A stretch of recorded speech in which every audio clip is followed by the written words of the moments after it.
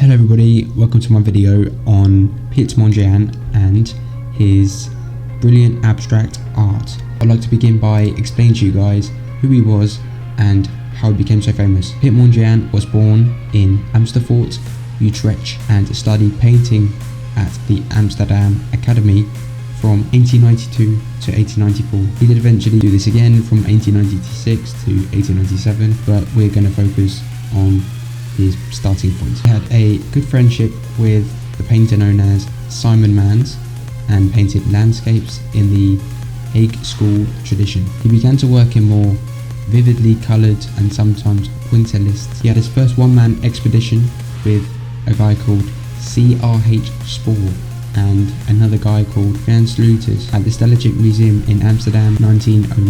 In 1912, Mondrian moved to Paris and was influenced by something called Cubism. Cubism is the early name for abstraction, but then was later carried to the point of abstraction. In 1914, he returned to Holland, which he started to test and experiment on Cubism, and then began to evolve into a more simplified abstract style, which he called something as neoplasticism. It restricted to the three primary colours and the grid of black, vertical and horizontal lines on a white ground. This was associated with the Van Doesburg and the Vestigium movement from 1917 to 25. This is my sketch of his work on Unity, and I would like to show you guys how I created it. I started off by just creating a simple square. If you right click here, you have the options of 2D and 3D. I went over to 2D and chose a sprite and then chose a square. Once you click on that, you scroll up, you can see here it's over my work, but if I move it upwards, you can see it creates a 2D square